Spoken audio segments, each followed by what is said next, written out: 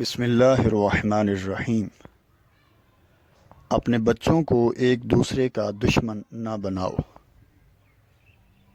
محترم سامعین و ناظرین، آج کا موضوع بڑا ہی دلچسپ اور منفرد ہے۔ اس میں ہم بیان کریں گے کہ کیسے والدین خود ہی اپنے بچوں کو ایک دوسرے کا دشمن بنا دیتے ہیں۔ یقیناً تمام والدین کی یہ خواہش ہوتی ہے کہ ان کی اولاد آپس میں مل جل کے اتفاق اور محبت سے رہے، ان کی آپس میں دشمنیاں اور بیر نہ ہوں بلکہ محبت اور بھائی چارہ ہو۔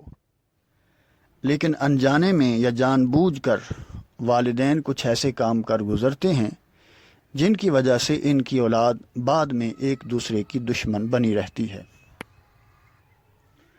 تو وہ کون سی ایسی وجوہات ہیں جن کی بنا پر ایک ہی والدین کی اولاد آپس میں دشمن بن جاتے ہیں؟ قرآن مجید برہان رشید ایک مکمل ضابطۂ حیات ہے اور زندگی کے تمام شعبوں میں ہماری رہنمائی فرماتا ہے۔ اللہ جل مجدہ قرآن مجید میں ارشاد فرماتا ہے، ان اللہ یأمر بالعدل والاحسان وایتاء ذی القربى وینہی عن الفحشاء والمنکر والبغی یعظکم لعلکم تذکرون۔ فرمایا بے شک اللہ عدل اور احسان اور رشتہ داروں کو دینے کا حکم فرماتا ہے اور بے حیائی اور ہر بری بات اور ظلم سے منع فرماتا ہے۔ وہ تمہیں نصیحت فرماتا ہے تاکہ تم نصیحت حاصل کرو۔ اس آیت میں اللہ تبارک و تعالی ہمیں عدل و انصاف، نیکی اور احسان کرنے کا اور رشتہ داروں کو دینے کا اور ان کے ساتھ صلہ رحمی کرنے کا حکم ارشاد فرما رہا ہے۔ یہ بات یاد رہے کہ یہ وہ آیت ہے جو ہر جمعہ کو علماء کرام اور واعظین اپنے عربی کے خطبے میں پڑھتے ہیں، یعنی یہ اسلام کے بنیادی اسباق میں سے ایک سبق ہے۔ تو سب سے پہلے ہمیں جو حکم دیا گیا ہے وہ عدل و انصاف کا حکم دیا گیا ہے کہ ہم عدل و انصاف سے کام لیں، اور اگر عدل نہیں ہوگا تو پھر ظلم ہوگا، کیونکہ عدل کا متضاد ظلم ہے، یعنی جہاں عدل ہوگا وہاں ظلم نہیں ہوگا اور جہاں عدل نہیں ہوگا وہاں ظلم ہوگا۔ احادیث طیبہ میں بھی ہمیں اپنی اولاد کے درمیان عدل و انصاف کا حکم دیا گیا ہے۔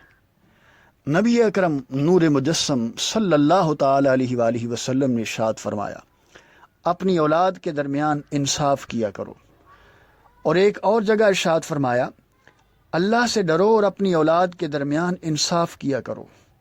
اور ایک جگہ ارشاد فرمایا، اگر تم چاہتے ہو کہ تمہاری ساری اولاد تمہارے ساتھ بھلائی کرے اور حسن سلوک کرے تو ان کے درمیان انصاف کیا کرو۔ اس سلسلے میں صحیح مسلم شریف کی وہ حدیث پیش کرنا بہت ضروری سمجھتا ہوں کہ جو حضرت نعمان بن بشیر سے مروی ہے۔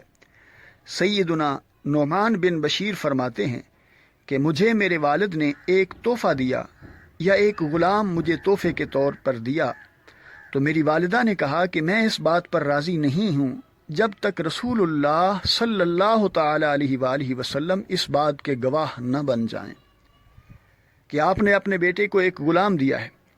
تو فرماتے ہیں میرے والد نے رسول اللہ صلی اللہ علیہ وسلم کی بارگاہ میں حاضر ہو کر عرض کیا، یا رسول اللہ، میں نے اپنے ایک بیٹے کو ایک غلام تحفے میں دیا ہے، آپ اس بات کے گواہ بن جائیں۔ تو رسول اللہ صلی اللہ تعالی علیہ وآلہ وسلم نے ارشاد فرمایا، کیا تو نے اپنے سارے بچوں کو ایک ایک غلام دیا ہے؟ تو والد صاحب نے عرض کی کہ نہیں، میں نے صرف اسی ایک کو دیا ہے۔ تو نبی کریم صلی اللہ تعالی علیہ وآلہ وسلم نے ارشاد فرمایا کہ مجھے اس ظلم اور ناانصافی پر گواہ بنا رہے ہو؟ میں ظلم اور ناانصافی پر گواہ نہیں بنتا۔ اور پھر اسی موقع پر حضور نے ارشاد فرمایا کہ اپنی اولاد کے درمیان انصاف کرو انہیں کوئی چیز تحفہ دینے میں، اور فرمایا اگر تم یہ چاہتے ہو کہ تمہاری ساری اولاد تمہارے ساتھ حسن سلوک کرے تو پھر ان کے درمیان عدل و انصاف سے کام لو۔ فرماتے ہیں چنانچہ میرے والد نے وہ تحفہ واپس لے لیا۔ اس حدیث پاک میں واضح طور پر یہ فرما دیا گیا کہ اپنی اولاد کے درمیان انصاف کرو، لہٰذا اپنے بچوں کو کوئی تحفہ دینا ہو تو سب میں برابری کرو، حتیٰ کہ بچوں کو پیار کرنے، انہیں بوسہ وغیرہ دینے میں بھی حتی الامکان برابری کرنی چاہیے۔ کسی ایک بچے کو مہنگے کپڑے لے دیے جبکہ دوسرے کو بالکل ہلکے کپڑے لے کر دیے، یہ بھی ناانصافی ہے کہ ایسا کرنے سے بھی بچوں کے اندر حسد، احساس کمتری، بغض اور کینہ جیسی بیماریاں جنم لیتی ہیں۔ بلکہ بعض والدین تو اپنی اولاد کو جائیداد میں سے حصے سے بھی محروم کر دیتے ہیں۔ ایک بیٹے کو جائیداد کا کل حصہ دے دینا اور دوسرے بچوں کو محروم چھوڑ دینا، یا بیٹوں کو جائیداد کا وارث بنانا اور بیٹیوں کو اپنی جائیداد سے محروم کر دینا، یہ وہ ظلم ہے جو والدین اپنے بچوں کے ساتھ کر رہے ہیں، اور اس کے نتیجے میں بچے ایک دوسرے کے دشمن بن جاتے ہیں۔ بھائی بھائی کو دیکھنا گوارا نہیں کرتا، بہن بہن کو دیکھنا گوارا نہیں کرتی۔ اس ساری دشمنی اور عداوت کا ذمہ دار وہ والدین ہیں جو اپنے بچوں کو انصاف نہیں دیتے۔ اس ساری گفتگو سے یہی نتیجہ حاصل ہوا کہ والدین کو اپنی اولاد کے درمیان امتیازی سلوک نہیں کرنا چاہیے، کسی ایک کو دوسرے پر بلا وجہ ترجیح نہیں دینی چاہیے۔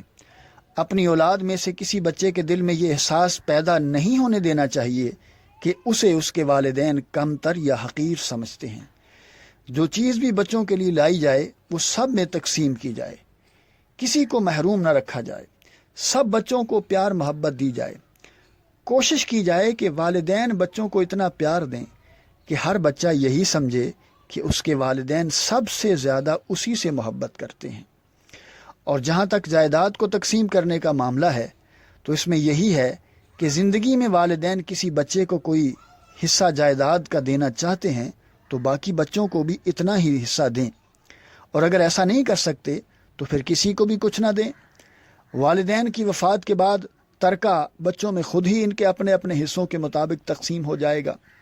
تو جو والدین اپنے بچوں میں عدل و انصاف نہیں کرتے تو ان کی اولاد آپس میں ایک دوسرے کی دشمن ہو جاتی ہے، کیونکہ مال ایک ایسی چیز ہے کہ اس کو قرآن مجید میں فتنہ قرار دیا گیا ہے۔ بلکہ حضرت عمر کے زمانے میں جب کثیر علاقہ جات فتح ہوئے اور ہر طرف سے مال غنیمت آنا شروع ہوا اور مال و اسباب کے ڈھیر امیر المومنین عمر فاروق رضی اللہ عنہ کے پاس لگا دیے گئے، تو اس مال کو دیکھ کر سیدنا عمر کی آنکھوں میں آنسو آ گئے۔ لوگوں نے کہا حضور یہ تو خوشی کا موقع ہے کہ اتنا مال اللہ نے دیا ہے، تو فرمایا جب یہ مال آتا ہے تو ساتھ فتنہ بھی لاتا ہے کہ اسی مال کی وجہ سے بھائی بھائی کا دشمن بن جاتا ہے۔ اور یہ بات مشاہدے میں آئی ہے کہ بھائی نے ہی بھائی کو جائیداد کے معاملے میں قتل کر دیا، اور نہ جانے کیسے کیسے دل خراش واقعات رونما ہوئے کہ جن کو سن کر کلیجہ کانپ جاتا ہے۔ تو اپنے بچوں میں انصاف کیجئے اور انہیں ایک دوسرے کا دشمن نہ بنائیے۔